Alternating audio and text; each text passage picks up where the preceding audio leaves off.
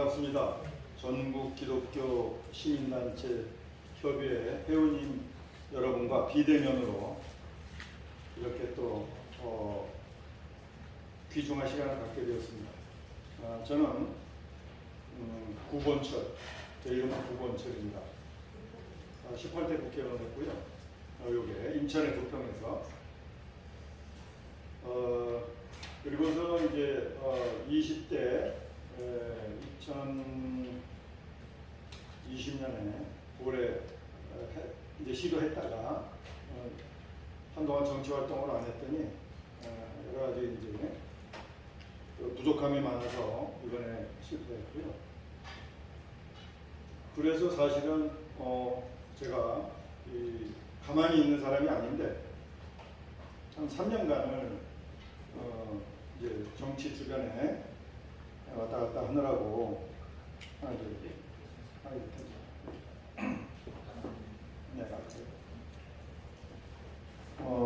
활동을 많이 못했습니다. 그런데 그래서 이제 2020년 들어와서 제가 미국에서 이제 전기공학 박사를 받았습니다.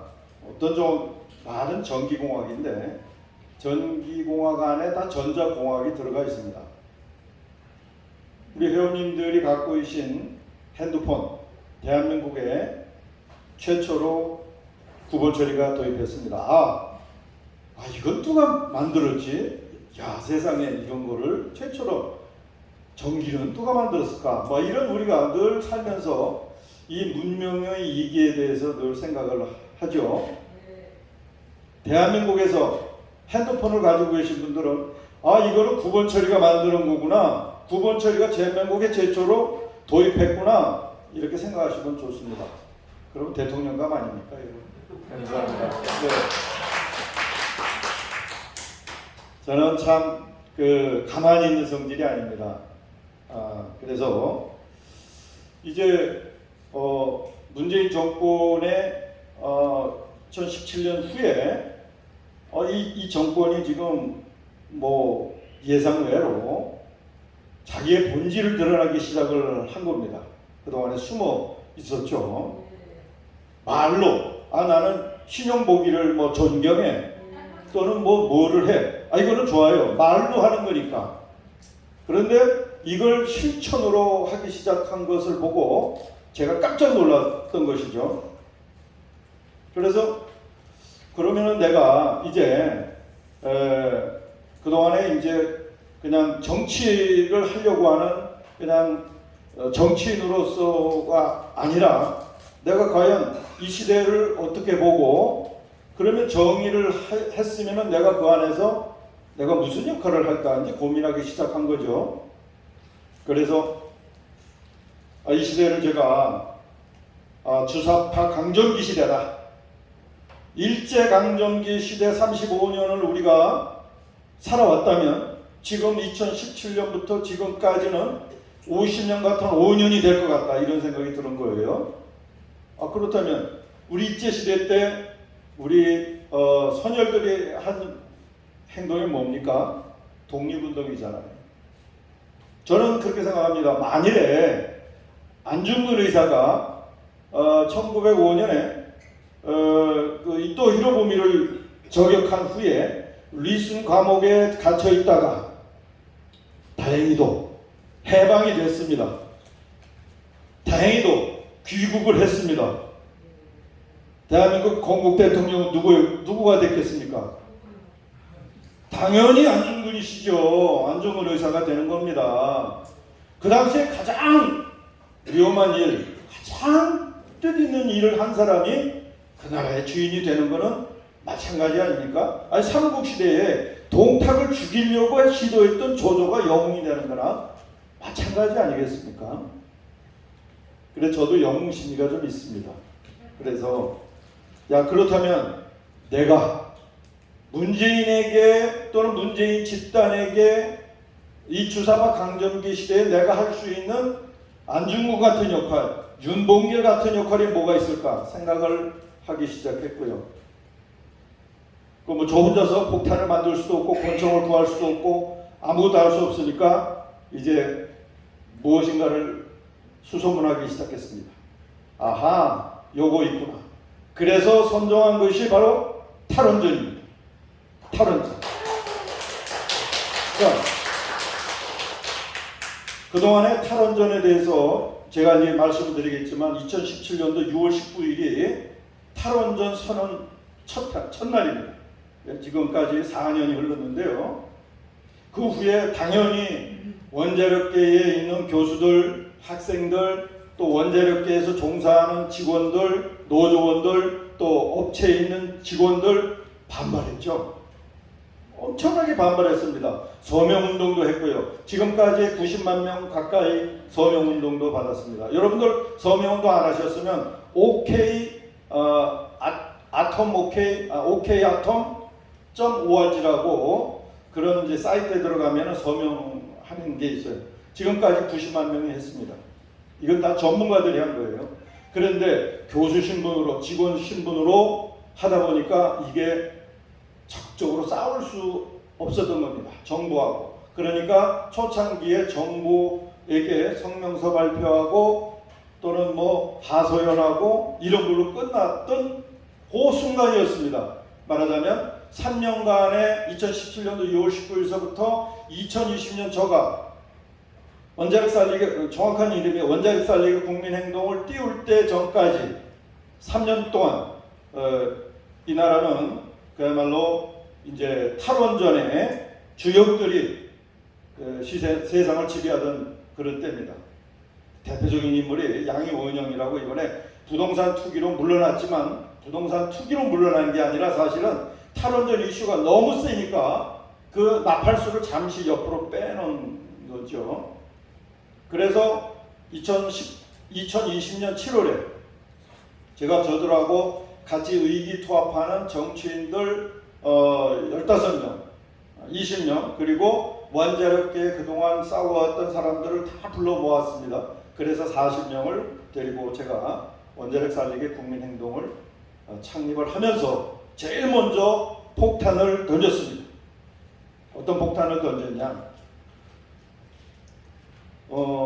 한수원 이사회에서 그 탈원전을 결정하기까지 내부에 속내가 드러난 이사회의 그 기록물이라든지 드러나면 안 되는 진실이 담긴 과학적 데이터, 기술적 데이터가 담긴 자료를 수천 페이지를 2020년 7월 저희가 출범하는 그날 최재형 감사원장에게 전달을 했습니다.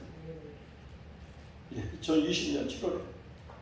그 전에 이미 2019년 9월에 감사원에 국회가 감사원에 감사 청구를 했지만 아시다시피 감사위원장서부터 5명의 감사위원들은 당연히 문재인 임명했죠. 자, 이 친구들이 문재인의 탈원전 정책 제1호 정책입니다. 탈원전 정책이 그걸 왜 문재인이 1호 정책일 수밖에 없는지를 제가 말씀드립니다. 그 1호 정책을 반대할 사람은 아무도 없습니다. 문재인 대통령이 아무리 옵티머스 사건에 관련되어 있고 울산 선거 부정 사건에 관련되어 있고 이번에 드루킹 사건이 관련되어 있다 하더라도 문재인 대통령의 목소리가 담긴 문재인 대통령의 기록이 담긴 지시가 담긴 것 유일한 게 뭐냐? 오로지 탈원전입니다. 탈원전. 그래서 감사원에다가 그 수천 페이지 되는 자료를 공익제보자의 신분으로 제출을 했습니다. 누가? 우리 멤버들 중에 하나가. 그러면 저가 사실은 윤봉길이나 안종근이 되려고 했는데 제가 김구가 돼버린 거죠. 네. 한 등급이 더 올라갔죠. 그렇습니다. 당연히 제출한 친구는 직무정지 당했고요. 지금 국민권익위에 공익신고자로 등록이 돼 있어 보호받고 있습니다. 그나마 우리나라에 아직까지는 그 정도의 법치는 살아 있어요. 자, 던졌을 때 우리는 던지면서 감사원에 가서 피켓 시위, 스피커 시위를 하기 시작했습니다. 뭐라고 했느냐? 만일에 감사원 여러분이 문재인이 임명했다는 그것 때문에 만일에 감사원이 도장을 찍어주는 순간 모든 책임은 너희들이 다 진다. 예, 이 탈원전에 관한 배경은 뭔지는 모르겠지만 분명히 너희들이 불순한 의도는 있다. 더군다나 너희들 가족이 있다. 너희들 2년, 3년, 5년 감옥에 가는 게 중요한 게 아니라 이 탈원전으로 대한민국의 손해를 지금까지 수십조 손해를 끼쳤다. 확실하게 끼치고 있다. 너희들이 전두환에 18만원 남겨놓고 뺏어가는 정도가 아니라 아예 깍지를 벗길 것이다 라고 공개적으로 협박을 했습니다. 살아날 수 그 소리 듣고서 내가 문재인이 임명했으니까 그래도 내가 문재인 대통령 각하를 위해서 이 탈원전을 오는 거야. 도장 찍을 감사위원들이 있겠습니까? 없습니다. 없습니다. 절대로 없습니다. 네. 왜냐? 그 결과가 이번에 나온 거예요. 그래서 저희들은 얘기합니다. 100페이지의 감사원, 우리의 자료를 감사원에 보냈더니 최재형 감사원장은 그 중에 딱 10분의 1만 사용했고 그 중에 딱 10분의 1만 검찰에서 사용했다. 감사원에서 100페이지를 우리가 준 100페이지를 했다면 문재인 수사하라고, 물론 문재인의 이름 두 번은 나옵니다. 감사원의 7,000페이지 중에. 아니요. 문재인이 이 지시를 했기 때문에 검찰은 수사해야 된다고 감사원의 보고서가 나왔어야 됩니다. 그래야 됩니다. 두 번째로 감사원은 월성 1호기는 불법이지만 나머지 탈원전 정책에 대해서는 과정은 합법적이다. 내가 그래서 법조인들은 정치하면 안 되는 거예요.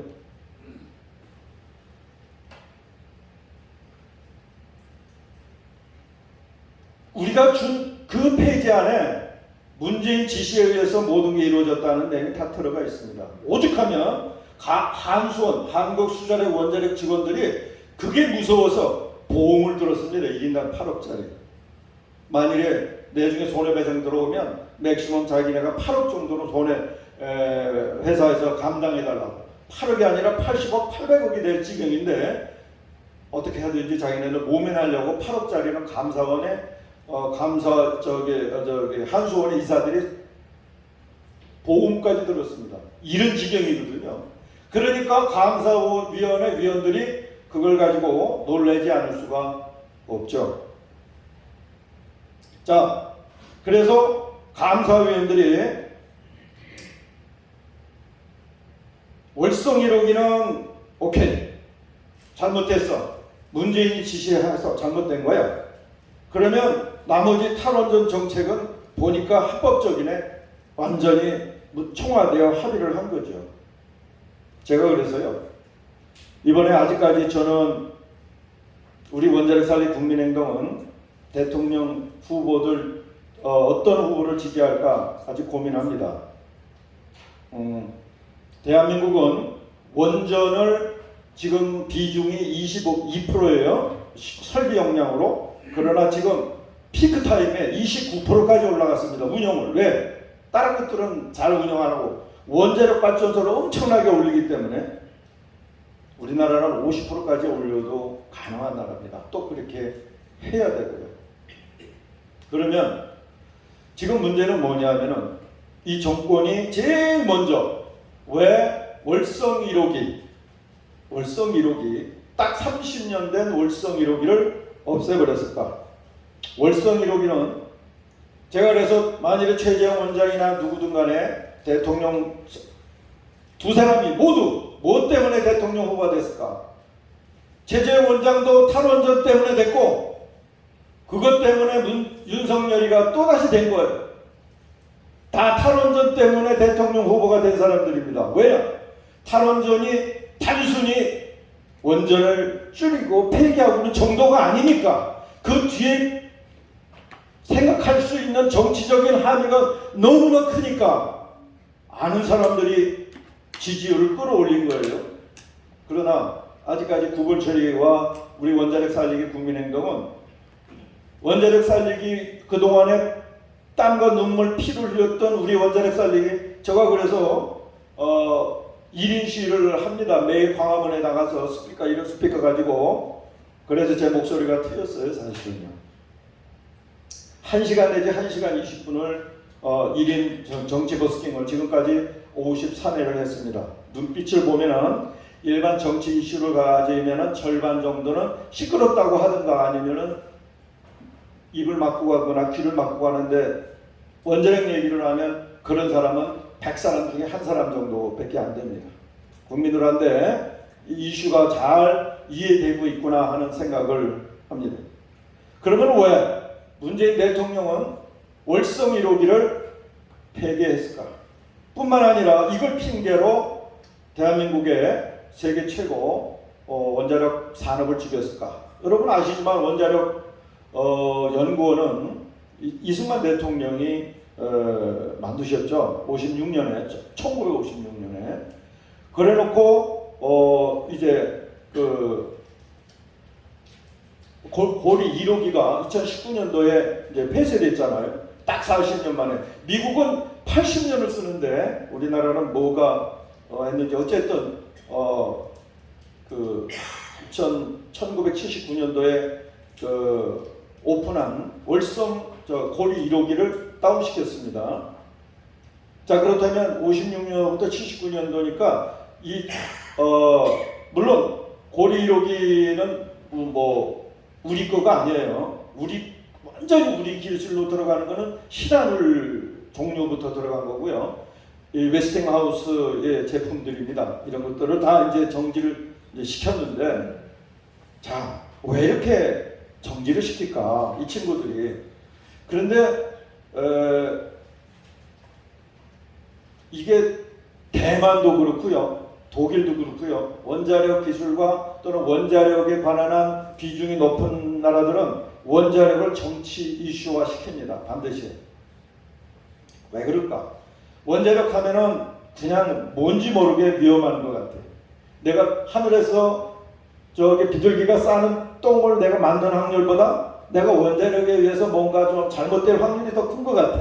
비행기 탔다가 내가 떨어질 확률보다 원자력에 의해서 내가 이상하게 무슨 방사선 영향을 받아서 내가 금세 이상한 것 같아. 호흡으로 이상한 것 같아. 원자력 주변에 나 가기도 싫어. 이런 국민의 불안 심리를 이용하기에 딱 좋은 소재입니다. 그래서요. 원자력이 어디에 있죠?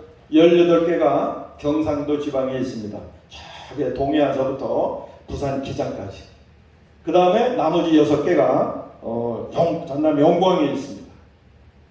자, 이제 정치인들은 뭘 생각할까요? 표를 생각합니다. 어떻게 하면 표를 딱 양도시켜서 더 많은 표를 얻을까? 자, 그렇다면 전라남도 영광군에 있는 것은 이 사람 하나. 저분들은 나를 지지해. 민주당의 입장에서 보면. 그냥 지지해. 탈원전을 해도 지지해. 무조건 지지해. 자, 경상도에 있는 18개에 있는 주민들에게 딱 1%만 더 뺏어오면 되는데, 많게는 2%만 더 뺏어오면 되는데, 좋은 이슈가 뭘까? 그게 탈원전입니다. 불안 심리. 탈원전 위험해. 촘촘히 연결되어 있는 원자력 발전소가 연결되어 있으니 그 중에 하나만 사고 나면 큰일 나. 그러면 그 주변에 있는 100사람 중에 이미 7대3으로 나눠져 있는 원전 찬성과 반대에 있는 시민들 중에 2명만 더 끌어오면 됩니다. 그게 승리의 비결이거든요. 탈원전만큼 좋은 이슈가 없습니다. 그래서 제일 먼저 문재인 대통령이 이슈를 제기한 게 후쿠시마 원전 사고로 인해서 1468명이 죽었다라고 발표하면서 우리도 원전을 죽여야 되겠다. 2017년 6월 19일 얘기입니다. 후쿠시마는 일본의 동일본 동경에서 몇십 킬로 떨어져 있는 한 200km가 떨어져 있는 곳인데요. 거기에서 폭발 사고가 일어났습니다. 진짜 원전은 폭발 사고가 안 나는데 이 후쿠시마 원전은 폭발이 날 수 있도록 설계되어 있는 것입니다. 이 뚜껑이 덮여있지 않은 것이었어요. 그래서 결국 폭발을 해가지고 문제가 됐었죠. 그런데 문제는 최대한도로 생각해서 30km, 반경 30km 있는 지역 주민들만 다 이제 이주를 시킨 거죠. 여기서 문 대통령이 누가 써줬는지 모르지만 그대로 읽었습니다. 1468명이 죽었다. 한 사람도 안 죽었는데. 당연하죠. 그때 우리도 몰랐고 너도 몰랐고 나도 몰랐고 아무도 몰랐죠. 그러니까 후쿠시마에서 원전 사고가 폭발했으니 1468명이 죽었으니 당연히 원전은 셧다운 시켜야 되죠. 그래서 국민들이 다 공감을 한 겁니다. 그래서 원전 기술자 말고는 반대할 사람이 없은 거예요. 그러면 왜 이런 거짓말을 했을까? 이제 제가 말씀을 드립니다. 왜 이렇게 국민들을 불안으로 떨게 하고 할까? 자, 원전 사고가 1000만분의 1입니다라고 합니다. 야, 이게 1000년분의 뭐 100년분의 1 그게요. 요 1이라는 것 때문에 저 좌파 학자들이나 심지어는 원자력계에 종사하는 사람들조차도 야, 그거 1이잖아. 1. 밑에가 100억분의 1이든 1000만분의 1이든 뭐 10억분의 1이든 그 1이잖아. 그 1 한 번 사고 나면 언제 사고 날지 모르잖아. 하지만 한 번 사고 나는 거잖아. 그 1 때문에 우리 기술자들은 대답을 못하는 거죠. 야, 그건 제로야. 이렇게를 못하는 겁니다. 세상에 어디 제로가 있겠습니까? 비행기 떨어지는 것도 1000만분의 1이고요. 북한의 장사정포가 날라와가지고 원전을 때리는 것도 1000만분의 1인데 우리가 생각하는 게 100만분의 1이라고 하면 그 1 때문에 그렇다고 우리가 비행기 떨어질까봐 못 살지는 않지 않습니까? 자, 그렇다면 진짜 원전은 위험할까? 예, 위험합니다. 사고 나면 제가 그렇게 해서 이렇게 얘기합니다. 서울 시민 여러분 만일에 우리나라 경상도에서 사고가 나고 저 340km 떨어진 중국 동해안, 우리로 말하면 서해안에 현재 47개가 있고요. 이게 110개까지 늘어납니다. 중국은 이제 심지어는 바닷물에다가 해상 원전까지 세운다고 그래요. 우리 서해안에다가. 자, 이렇게 했을 때 어디가 더 위험합니까? 당연히 중국에서 똑같은 사고가 나면 중국에서 우리가 북서풍이 불기 때문에 1년 내내 그러면 당연히 수도권은 중국의 사고가 더 위험합니다. 우리나라 동해안에서 아무리 폭발 사고가 일어나도 딱 30km만 문제가 된 것이지 동해안도 문제가 없고 경상북도도 문제가 없고 전라도도 문제가 없습니다. 그런데 왜 호남 여러분은 왜 반대하십니까? 이렇게 제가 마이크 가지고 얘기를 합니다. 사실이 그렇습니다. 그런데 중국은 2세대 전 원전이고 대한민국은 3세대 원전, 한 단계 더 업그레이드된 원전이에요. 그러면 왜 우리 문재인 정권이 탈원전을 할까? 제1번 정치적 목적 때문에 그렇습니다. 왜냐? 자, 이렇게 위험하다고 하면 안 갑니다. 그 간포에 맛있는 물회도 먹으러도 안 갑니다. 네, 진짜 그 지역에 울진 지역에 횟집을 망하게 하고 그 여관들 호텔들을 다 망하게 하고 관광단지를 다 망하게 합니다. 왜? 그분들은 다 우파 시민들이고 우파 정당에 찍을 사람들이기 때문에 그 사람들이 망하든 말든 자기들의 선동에 의해서 돌아올 수 있는 사람들을 타겟으로 그 1%, 2%를 돌리기 위해서 무한정 우파 시민들을 망하게 하는 겁니다. 정치적 목적입니다. 두 번째, 제가 이거는 참 놀라운 일인데 탈원전을 시작하고 토론회 때 토론자의 상당 부분이 이런 얘기를 하고 심지어는 지금 송영길 당대표도 자기가 트위터에 그렇게 했어요. 제가 사실 정치적인 감각이 있고 빨랐으면 꼭 3년 전의 일인데 그 트위터를 빨리 캐치를 해놨을 거예요. 저들이 하는 얘기는 뭐냐? 중국이 기술을 가지고 있는데 왜 대한민국이 가지냐 이거예요. 중국이 기술 가지고 있는데. 이게 없는 얘기가 아니라 진실된 얘기고요. 지금 두산중공업의 기술자들이라는 사람들이 중국에 가가지고 기술을 이전을 하고 뺏기고 다시 돌아오는 그런 상황입니다. 말하자면 복합적인 이유죠. 원전을 죽여서 원전의 기술 3세대 기술을 3 내지 3.5대 기술을 중국에 이전하고, 두 번째는 메이드 인 차이나 태양광 패널을 들여오기 위해서죠. 막대한 이권 사업입니다. 태양광 패널 100%는 중국제입니다. 메이드 인 코리아 내도 소재들은 100% 중국제입니다. 왜냐? 가격 때문에 다른 나라는 상대 비교가 안 되고요. 다행히 중국의 고비 사막이나 이런 데 태양광 시설이 많이 들어섰기 때문에 중국이 의외로 태양광 기술이 굉장히 발전되어 있습니다. 소재 기술도 되어 있고요. 우리나라보다 지금 이 소재 기술이나 이 중소기업의 제조 기술 이런 것들은 중국이 지금 따라잡은 정도가 아니라 상당히 앞서고 있다 이거죠. 태양광도 마찬가지입니다. 자, 그러면 태양광에 얼마나 돈을 들였을까 지금까지? 작년 기준으로 20조 원을 썼습니다. 20조 원. 여러분 아시죠? 태양광 시설하면 90% 이상의 정부가 지원해 주는 거. 다 세금으로 20조 원이 들어갔다고 보시면 됩니다. 그러면 저들이 생각하는 어떤 문화일보에서 그렇게 나왔더라고요. 저 좌파들은 전부 공동체라고. 저들은 이념을 내세우지만 사실은 다 이공동체라고. 위안부 문제도 돈 때문에 하는 거고, 탈원전도 돈 때문에 하는 거고, 반미도 돈 때문에 하는 거고, 자본주의적 자들이 더 좌파들이 돈을 더 밝히는 놈들이에요. 그래서 이 공동체예요. 태양광을 통해서 지금까지 중국제 태양광 패널을 20조 원을 들여왔고요. 그 다음에 풍력단지에 10조 원을 들여왔습니다. 그 다음에 이 풍력이나 이런 거를 하려면은요, 반드시 뭐가 필요하냐면은 똑같은 시설에 LNG 시설이 필요합니다. 왜냐? 풍력이나 이런 걸 죽으면, 또는 햇빛이 안 나거나 아니면 바람이 불거나 뭐 하고 바람이 없거나 그러면 당연히 이제 태양광이나 풍력 시설을 백업하는 전기가 생산이 돼야 됩니다.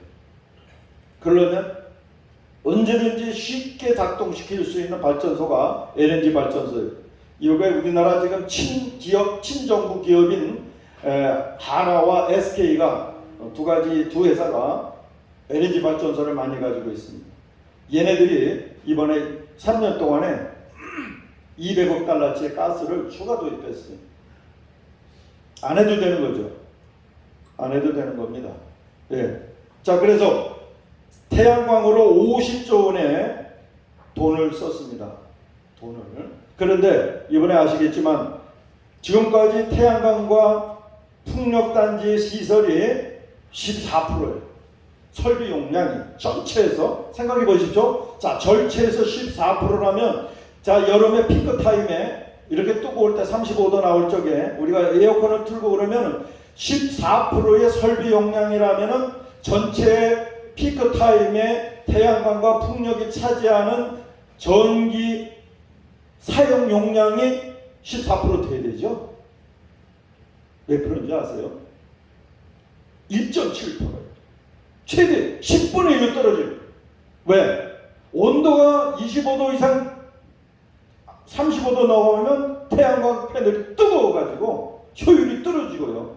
풍력은 7m 풍속, 메타당 초당 7m 이상 안 불면 무용지물이고요. 우리나라 7m 이상 나오는 이 연안 앞바다가 없습니다. 연안 앞바다가 없어요. 자, 그러면 설비 용량의 10분의 1로 떨어지는 거예요. 예. 이게 어디서 나오냐면요, 이번에 신안군민들에게 거짓말을 해가지고 신안 앞바다에 그 200m짜리 풍량 그 바람개의 풍력 시설 2,000개를 심겠다고 그러네요. 저기 남산 타워보다 더 큰 거. 그걸 2,000개를 심어가지고 8.2기가 시설을 만들겠다고 이제 군민들한테 얘기를 하면서 여기 나오는 수익 중에서 연간 600만 원씩 국민들한테 소득을 드리겠습니다. 국민들이야 가만히 앉아서 600만 원씩 월 50만 원씩 소득이 생기니까 반대할 이유가 전혀 없습니다. 예. 그래 거짓말을 하는 거예요. 자, 8.2기가면은 우리가 10%면은 0.8기가잖아요. 좋아. 많게 해서 15%라고 따지자고요. 1.2기가밖에 안 돼요. 1.2기가면 보통 원전 1기에 해당하는 전기. 원전 1기는 최대 7조 원 정도 듭니다. 이번에도 또 한 7조 원 들여서 이제 원전을 하나 설치를 했죠. 어저께 이제 엊그저께 신한울 1호기를 저희들이 난리를 쳐가지고 또다시 만일에 그게 원자력 안전위원회인데 원자력 안전위원회를 저희가 감사원에 보고하고 고발하고 검찰에 고발하면서 만일에 지금까지 1년 동안 너희들이 엉뚱한 이유 북한 장사정포에 대한 대책이 없네. 비행기가 떨어지면 어떡하지? 아니 북한 장사정포 얘기까지 나왔습니다 이번에. 그래서 8개월 동안 허가를 미룬 신한울 1호기를 저희들이 압박을 해가지고 똑같이 만일에 이걸 너희들이 압박을 했는데도 불구하고 연장을 빨리 인가를 안 해주면 그 손해배상은 너 가족들에게까지나 물리겠다. 진짜 다 준비를 해놓고 내년에 할 겁니다. 8개월 동안조차도 미룬 사유에 대해서는.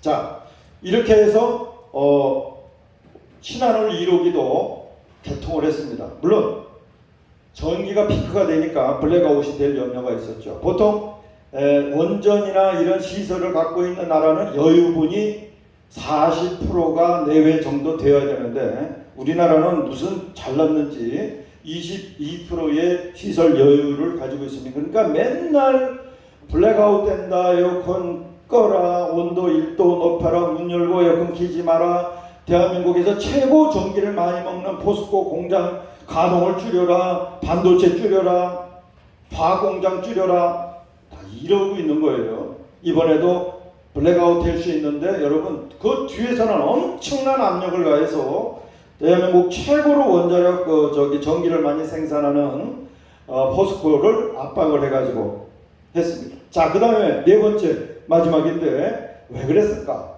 이 삼중수소라고 하는 게 있습니다. 삼중수소는 대한민국과 캐나다만이 생산하는 건데 이제 캐나다에서 들여온 그 시설이 있어요. 그게 캔두라고 하는 시설명인데 월성 1호기는 100% 캐나다점입니다. 따라서 캐나다 시설과 우리나라 시설이 동일합니다. 이 캔두 월성 1호기에서부터 3, 4호기까지 있는 4기에서 나오는 삼중수소라는 게 있는데 이 삼중수소는 핵무기 개발하는 데 쓰여지고요. 저게 비상구 표현하는 전원이 없어도 켜지는 저런 것들 과학적으로 소재로 쓰이는 굉장히 비싼 소재입니다. 또한 핵무기로 쓸 수 있는 거고요. 자, 그렇다면 왜 이걸 월성 1호기서부터 파괴했을까? 김일성 시절서부터 야 동무 너희 갖고 있는 그 월성 1호기에서 그 삼중수소 만들고 있잖아. 야 그것 때문에 너희들이 핵무기 가질 수가 있어야. 그러니까 내가 원하는 것은 월성 1호기를 없애라오. 이게 김일성의 요원이었습니다. 이게요. 그래서 그 이유는 노동당 규약보다도 더 힘있는 내용입니다. 문재인 대통령이 당연히 저는 김정은에게 약속했으리라 봅니다. 판문점 그 무슨 다리구에서 내가 월성 1호기를 폐쇄하겠노라고 혹시 필요하면 이를 원전 설계도를 주니까 이 부분은 내가 내중에 원전 폐쇄하고 원전 폐쇄한 부분은 시설을 그대로 북한에다가 내가 너희들한테 설치할 수도 있어. 핵무기는 조금 형식적으로 없애는 그런 제스처만 취해달라. 이렇게 저는 할 수도 있다고 생각합니다. 그러니까 신한울 3, 4호기에 이미 제작해 놓은 5천억짜리 발전 터빈을 이번에 북한에 갖다가 설치하려고까지 계획했던 거 아닙니까, 여러분? 자, 그러면 북한에 설치하려고 하는 계획을, 이건 에피소드입니다. 에피소드인데 최재형 감사원장이 다 밝혀냈다고 그래요. 대한민국 공무원들이 어떤 공무원들입니까? 자기 죽을 짓 하지 않습니다. 444개 문서를 파괴했다고 하는데 절대로 대한민국 공무원들은 그런 바보들이 아닙니다. 공무원들이 비록 호남 출신이라 하더라도 자기 가족들이 있는데 내중에 무슨 험한 꼴을 당하려고, 내중에 정권이 여에서 여로 바뀌더라도 대한민국의 탈원전 문제는 그냥 넘어갈 수 있는 상황이 절대로 아닙니다, 지금. 그래서 공무원들이 440개 파일을 파괴한 것이 아니라 복사해가지고 옆에 컴퓨터에 저장해 놓고 있다가 검찰이 압수수색하자마자 여기 있습니다 하고 제출한 거예요. 여기 있습니다. 자, 그래서 저희들은 이 탈원전의 주역은 백운규도 아니고 또 최이봉도 아니에요. 이번에 최이봉, 백운규 또 한 사람 이렇게 정계훈, 지금 그 정계훈이라고 한수원 사장, 이게 박근혜 정권 때 승승장구한 산자부에서 승승장구한 친구예요. 요 세 사람만 했고 손해배상은 정재훈 한수원 사장에게만 갔습니다. 1,408억 원. 무섭지 않아요? 무섭습니다. 1,408억 원은 당연히 정재훈이가 물게 되어 있는데 뭐 이거는 뭐 감당을 못하는 거죠. 그런데 1,408억 원이 아니라 14조를 물어도 지금 부족할 상황입니다. 그러면 지금의 그 탈원전의 핵심은 누구냐? 물론 문재인 대통령, 문재인이지만 그 안에 밑에 있던 김수현 사회 수석, 그 다음에 최일봉, 그 다음에 김희애, 문미호, 줄줄이 사탕입니다. 그 다음에 양이원영, 저기 환경주의자면서 나팔수.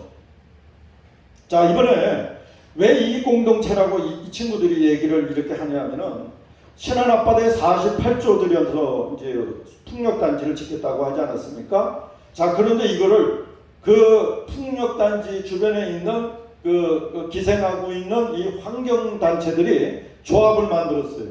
그래가지고 정부에 그거 우리가 수주해서 우리가 건설할게. 딱 그래가지고 수주한 후에 대기업에다 하청 주는 거죠. 10% 20% 띄고. 이렇게 돈을 버는 거예요. 우리 우파들은요 이런 짓 못합니다. 절대로. 너무 양심이 꿀리고 또 부끄럽고 또 나라 돈을 파먹는 이런 일에 대해서 정말 우리가 용서할 수가 없습니다. 우리가 이거를 부정부패 중에 부정행위인데 이 정부는 특별히 나라 돈에 너무 눈독을 들였습니다. 그래서 이자들을 용서할 수가 없는데 마지막으로 시간이 조금 넘었지만 제가 여러분에게 솔직히 이제서부터 정치적인 관점을 말씀드립니다. 지금 민주당이 193석에 정의당까지 다 포함해서 열린민주당까지 해서 차기 대통령 되는 사람은요 193석 민주당하고 같이 정부를 끌어가야 됩니다. 그러니까 벌써 무슨 얘기가 나오느냐? 연정 얘기 나오는 거예요. 대연정 얘기. 오세훈이가 벌써 대연정 얘기를 했고요. 이번에 원희룡이가 대연정 얘기를 했습니다. 대연정. 대연정이 뭐죠? 원희룡이가 노골적으로 얘기했습니다. 총리 임명권은 민주당에게 주겠다. 여러분. 총리뿐만 아니라 민주당은요. 향후에 뭐라고 얘기할 거냐면 국회의원 수별로 장관 수를 달라. 이렇게 얘기할 거예요.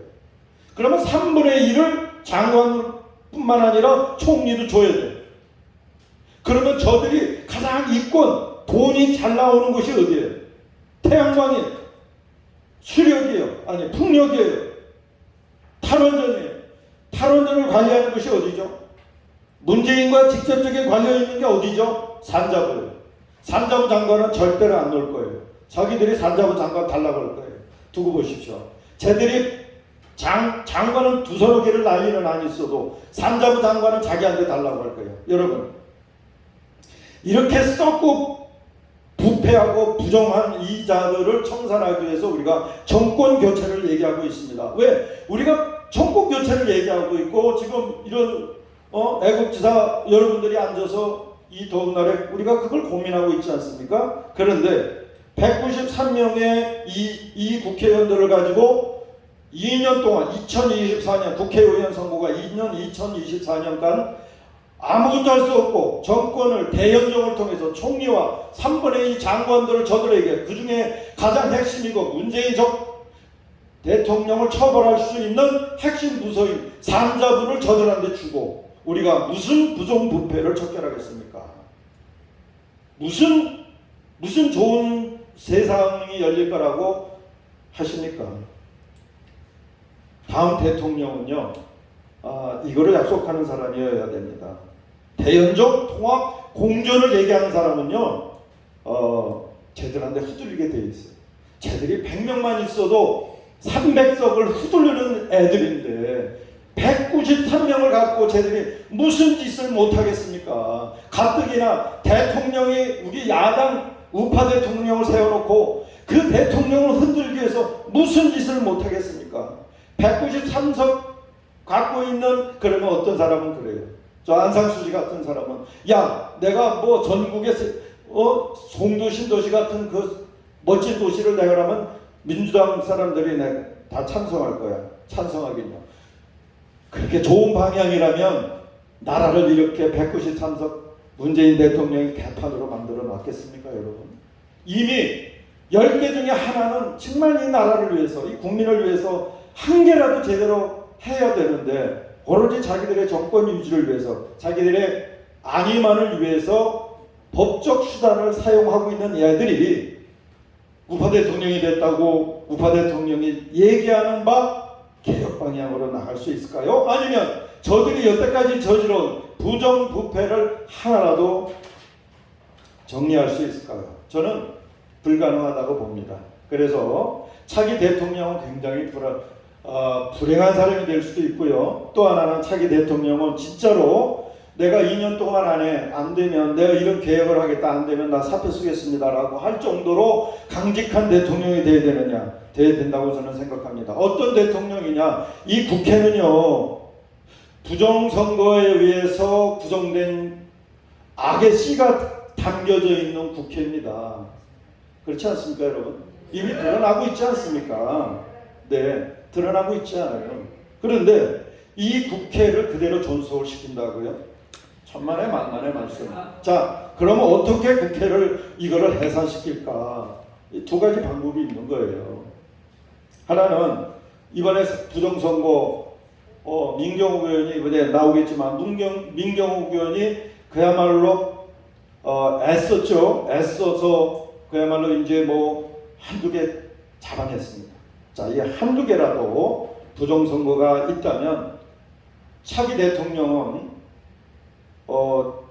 부정선거를 다시 재조사해야 됩니다. 대통령이 되면 그 다음 날서부터 부정선거 조사 특별검사를 임명해서 이거를 밝혀내야 돼요. 그 중에 한 장이라도 외부장이 들어갔다. 이거 끝나는 거예요. 그렇잖아요. 그렇잖아요. 그러면 국회를 해산시켜야 되죠. 해산시켜야 됩니다. 193석을 4년 동안 보장해야 될 이유가 없어요. 아무런 부담이 없는 사람이 해야 됩니다. 그래서 국회의원들의 협조도 필요 없고요. 국민들한테 그 얘기를 하고 저는 그래서 매듭을 참 이 풀 사람이 매듭을 지었으면 하는 그런 생각도 가지고는 있어요. 국회를 해산해야 되겠다. 해산하는 방법 중에 하나가 부정선거를 내년 1년 동안에 당선돼서 아무것도 못한다. 국민들한테 솔직하게 하고 황교안 대표가 초일류 국가를 얘기하면 무슨 소용이 있습니까? 아무것도 할 수 없는데 거짓말이죠. 다 거짓말이에요. 대권 후보들이 얘기하는 건 전부 거짓말입니다. 여러분 신경 쓸 거 없습니다. 아무것도 할 수 없어요. 오히려 끌려가요. 저는 그래서 염려하는 거예요. 탈원전도 아마도 못할 수도 폐기 못할 수도 있겠다 이런 생각을 저 나름대로 우려를 지금 하기 시작을 했습니다. 질질질질 끌고 갈 수 있겠구나. 대권 후보 중에서 탈원전에 대해서 잘못했다고 얘기했지 탈원전을 어떻게 하겠다고 얘기하는 사람 없습니다. 왜냐? 바로 그것 때문에 그런 거예요.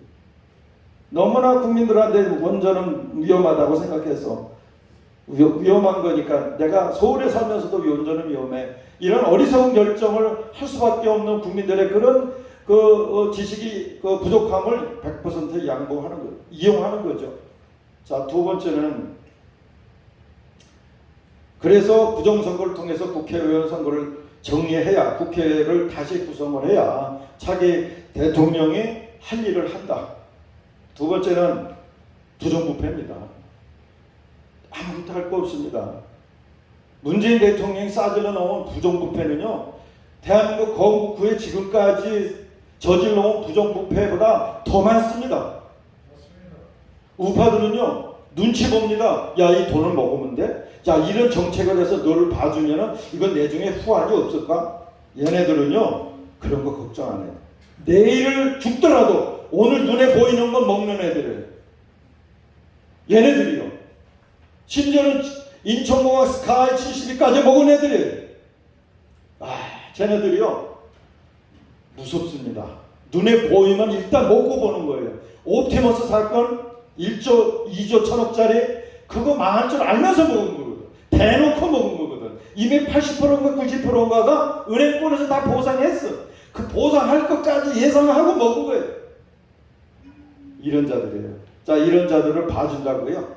대연정을 통해서 봐준다고요. 공전을 통해서 봐준다고요. 통합의 정치를 위해서 봐준다고요. 아니요. 우리가 몸이 부서질 때까지 쟤네들을 청산하지 않으면요, 쟤네들은 가말로 지금 뿌린 씨가 70년을 자란 사람들이에요. 박근혜도 그래서 당한 거고 이명박도 그래서 당한 거거든. 쟤네들 70년 뿌리를 뽑지 못하면 앞으로 쟤네들 뿌리가 100년, 200년. 우리는 모든 걸 양보했잖아요. 이번에 4.3도 민주화운동으로 양보했잖아요.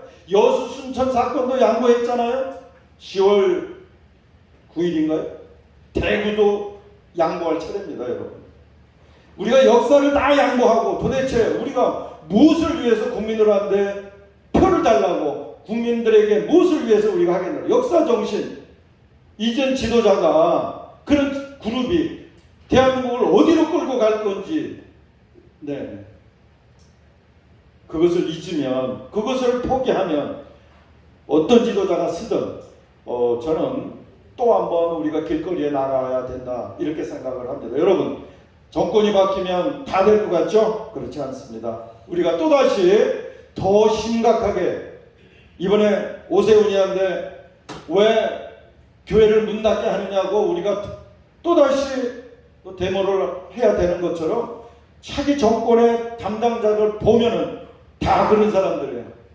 정의에 비겁하고요, 하나님의 명령이 공평함에 법치에 불공평했고요, 다 불의했던 사람들이 지금 대권 후보가 되어 있습니다.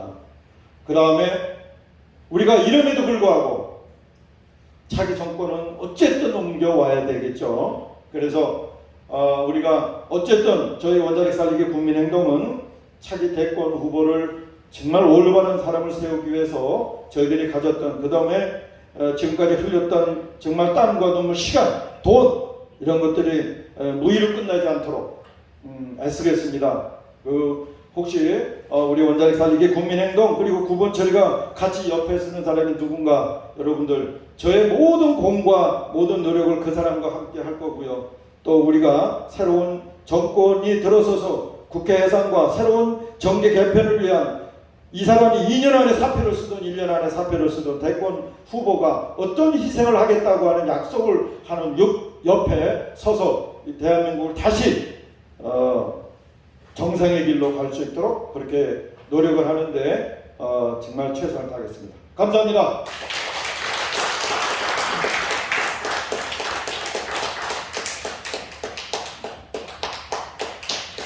네, 구본철 전 의원님 대단히 감사합니다. 정말 그 탈원전이라는 것이 이렇게